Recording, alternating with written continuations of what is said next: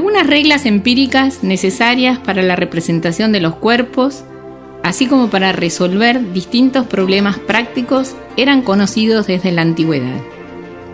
En la época del Renacimiento, los conocimientos sobre la representación gráfica de objetos fueron notablemente incrementados por artistas como Leonardo da Vinci, Piero della Francesca, pero recién podríamos decir que en la Edad Moderna, Gaspard Monge, físico e ingeniero militar francés, reunió y completó las reglas que posibilitaron la representación plana y exacta de los objetos tridimensionales, dándole carácter de ciencia a la geometría descriptiva, ciencia que suministra las bases teóricas de todo dibujo técnico. De ahí que el sistema de doble proyección ortogonal se lo denomine con su nombre, conocido como sistema Monge. Este sistema permite una representación exacta y plana del objeto. El sistema Monge. En el método de la doble proyección, o más conocido como sistema Monge, se determinan dos planos, un plano horizontal y un plano vertical. Estos planos son perpendiculares entre sí. Podemos imaginarnos, por ejemplo, que el plano horizontal es el piso del aula y que el plano vertical es una de las paredes.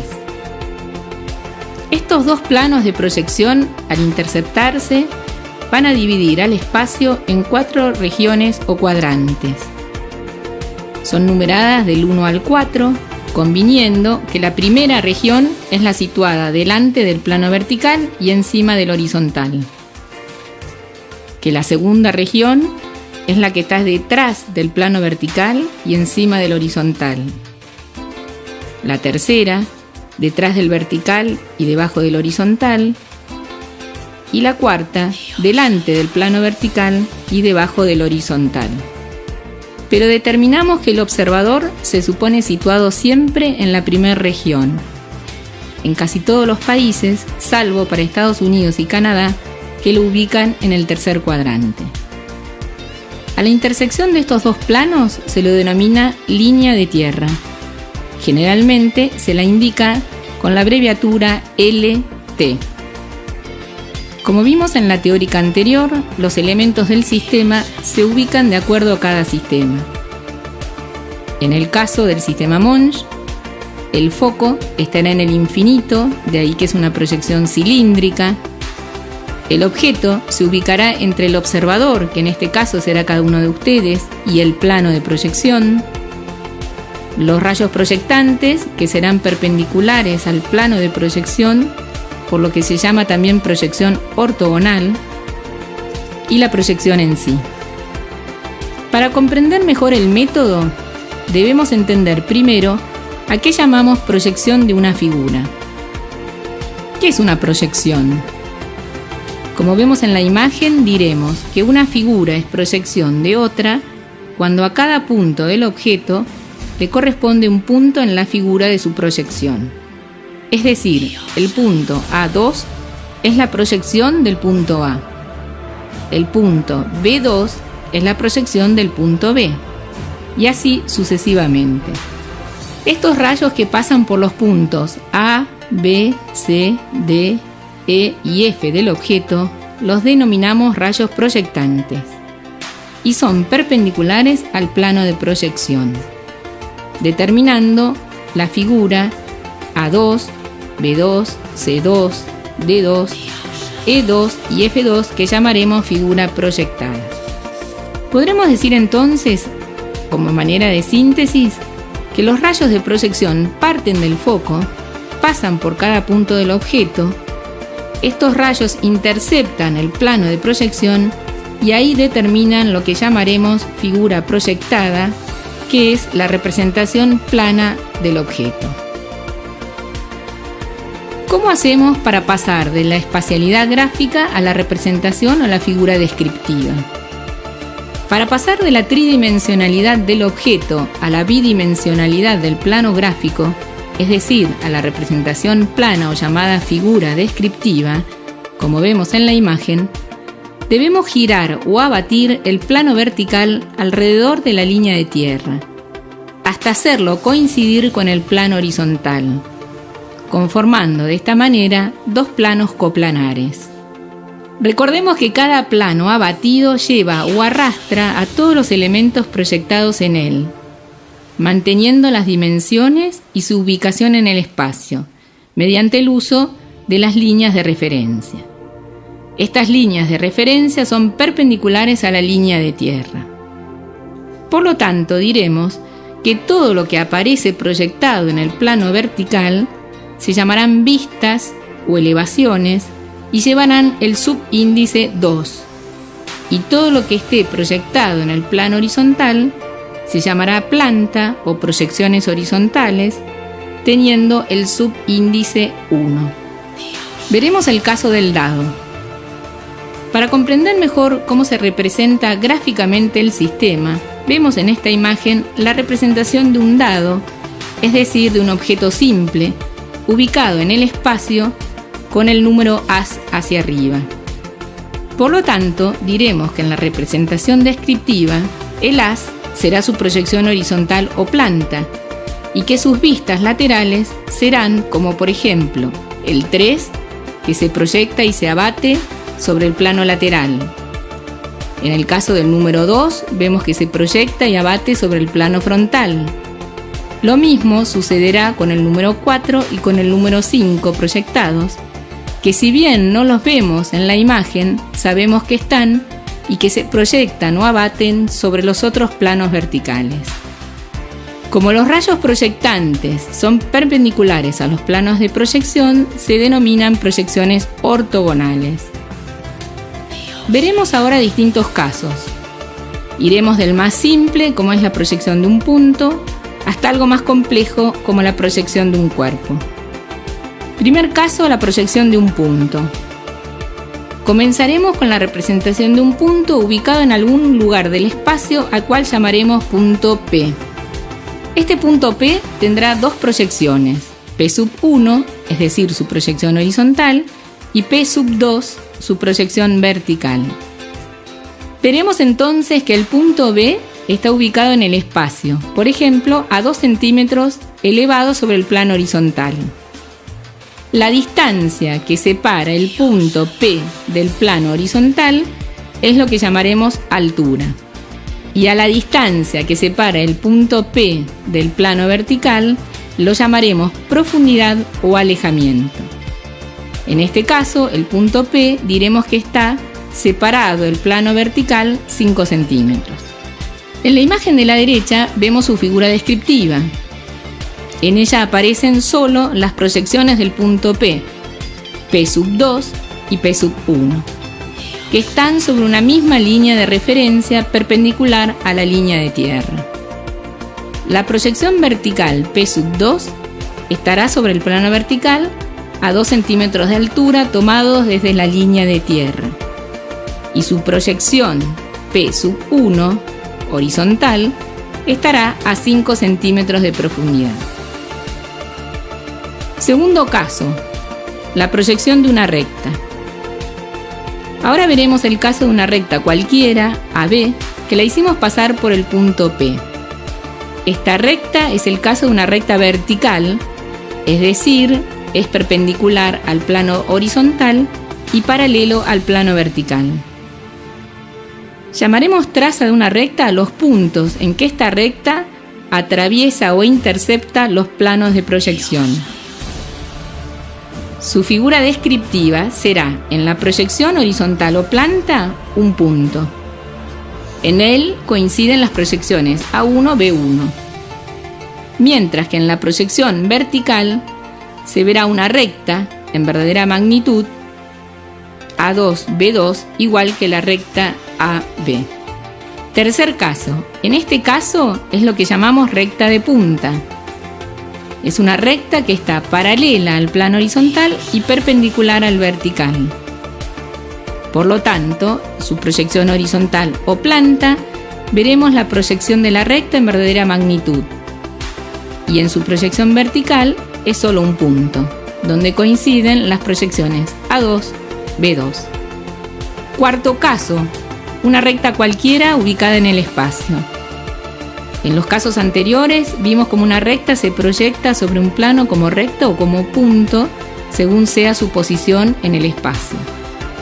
Ahora veremos cómo representar una recta según el sistema Monge, que está inclinada y que no es paralela a ningún plano, como vemos en la imagen espacial. Es el caso de la recta AB, que está en el extremo A, más bajo, es decir, más cerca del plano horizontal, supongamos por ejemplo a 3 centímetros, y que está más alejado del plano vertical, por ejemplo 5 centímetros. El otro extremo de la recta, el punto B, está a 4 centímetros del plano horizontal, es decir, más alto, sin embargo está más cerca del plano vertical, por ejemplo a 1 centímetro. Por lo tanto, su figura descriptiva será como aparece en la imagen de la derecha. La proyección horizontal coincide B1 a 1 y en la proyección vertical coincide B2 a 2. Quinto caso, la proyección de un plano paralelo al plano horizontal. Imaginemos ahora un plano A, B, C, D, paralelo al plano horizontal. Por lo tanto, su proyección horizontal estará en verdadera magnitud, A1B1, C1D1, mientras que sus proyecciones verticales serán sobre el plano frontal, la traza del lado menor del plano, y sobre el plano lateral, la traza de su lado mayor. Necesitamos en este caso agregar un tercer plano lateral. Sexto caso, la proyección de un plano paralelo al plano lateral. En este caso vemos como la proyección horizontal del plano ABCD en su traza horizontal es A1B1 y coincide C1 con D1, mientras que su proyección vertical sobre el plano lateral es su verdadera magnitud, A3B3, C3D3. Y en cambio, su proyección vertical frontal aparecerá la proyección A2, C2 y B2, D2, como vemos en la imagen. Séptimo caso, la proyección de un plano que no es paralelo a ningún plano de proyección. En este caso vemos que la proyección horizontal es una recta donde coinciden A1 con B1, C1 con D1 del plano ABCD, mientras sus proyecciones verticales sobre los planos laterales y frontales no están en verdadera magnitud. Para este caso necesitaremos agregar un tercer plano vertical paralelo al plano ABCD para que podamos verlo en verdadera magnitud. Octavo caso, la proyección de diferentes cuerpos. Caso A es el caso del cilindro, elemento que vamos a tener nosotros en nuestro trabajo práctico. Dependerá de cómo esté ubicado en nuestra maqueta para su representación gráfica. En el caso A, su proyección horizontal, al estar el cilindro en vertical, será la planta un círculo del diámetro que mida el cilindro, mientras que sus vistas o proyecciones verticales serán un rectángulo como ilustra la imagen. El grafismo de las rayas se realiza para indicar la curvatura del mismo. A medida que se acercan hacia los bordes, las rayas son más juntas y a medida que se acercan hacia el medio se van separando por la proyección de sus puntos. En el caso B, el supuesto caso que el cilindro estuviese acostado, su proyección horizontal será un rectángulo y en una de las proyecciones verticales se verá un círculo, mientras que en la otra vista se leerá un rectángulo. Noveno caso, la rampa. La rampa, como definiremos nosotros a este cuerpo que tiene una cara inclinada, es otro de los elementos constitutivos de nuestra maqueta. También dependerá de su ubicación espacial para representarla gráficamente según el sistema Monge. En este caso, la rampa está apoyada sobre el plano horizontal. Vemos como planta o proyección horizontal un rectángulo. Para comprender su sentido, le dibujamos una flecha indicando la dirección hacia donde baja la misma. En su vista frontal veremos un rectángulo, le pondremos la flecha para indicar el sentido de la misma, mientras que en las vistas laterales veremos lo que denominamos como perfil de la rampa. Claramente en estas vistas laterales podremos ver cuál es su parte más alta y hacia dónde baja, es decir, no es necesario agregarle ninguna flecha ya que la imagen lo muestra por sí misma. Décimo caso, una pequeña estructura, similar a la de nuestro trabajo práctico. Como último caso, veremos en estas imágenes una pequeña estructura, conformado por 4 cuerpos unidos entre sí. 2 cubos huecos, una rampa y un cubo macizo. Todos estos cuerpos están apoyados sobre el plano horizontal. Para representar esta pequeña estructura, comenzaremos por ubicar la planta, es decir, su proyección horizontal. A partir de esta planta, dibujaremos sus 4 proyecciones verticales concertadamente. Aparecen simultáneamente la planta y sus 4 vistas. Para comprender que es una representación concertada, vemos el ejemplo del punto A en el cubo hueco y sus correspondientes proyecciones verticales. Siguiendo su línea de referencia, encontramos el punto A1 en su proyección horizontal, el punto A2 en una de sus proyecciones verticales en el plano lateral, el A3 su proyección vertical en el plano frontal y el A4 y A5 sus otras proyecciones verticales. Todas ellas están dibujadas concertadamente, es decir, siguiendo sus líneas de referencia y respetando su ubicación en el espacio.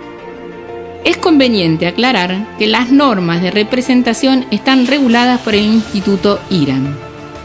En general, para facilitar el entendimiento o comprensión de los dibujos, se le da diferentes valores de líneas, es decir, diferentes espesores según la distancia o alejamiento al observador. Por lo tanto, diremos que las líneas más próximas al observador son las que tenemos más cerca de nuestros ojos.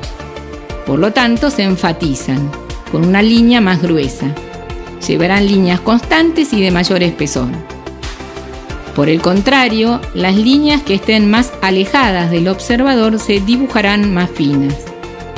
Se pueden dibujar las líneas que sean ocultas con línea punteada cuando la estructura o el objeto le sea necesario. ¿Para qué utilizamos el sistema Monge en las diferentes disciplinas proyectuales? Todo diseñador utiliza la expresión gráfica como medio de comunicación y gran parte de esa comunicación lo realiza a través del dibujo técnico. Este tipo de dibujo presenta ciertas características.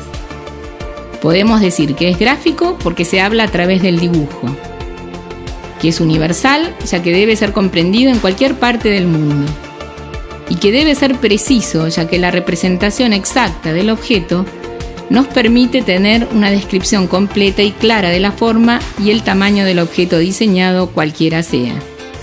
Nos permite además tener la certeza de que ese objeto será manufacturado exactamente tal cual lo propuso su diseñador.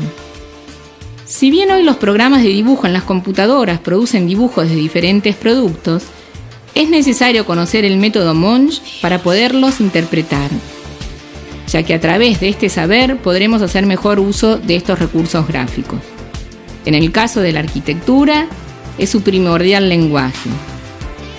Vemos en estos ejemplos, en la obra de Enric Mirage, por ejemplo, el plano del Palacio Municipal de los Deportes de la ciudad de Huesca. En su corte vista está dibujada concertadamente en relación a su planta. Allí podremos sacar las medidas de su altura y ver la ubicación de los diferentes espacios y sus usos.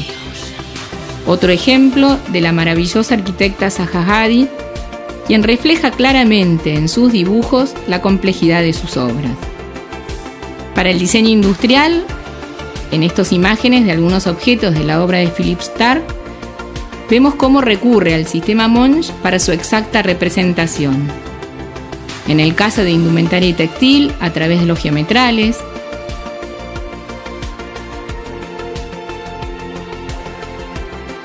O en el caso del diseño del paisaje, estos dibujos que aparecen en corte, planta y vistas desde las diferentes especies, dibujados todos bajo el sistema Monge.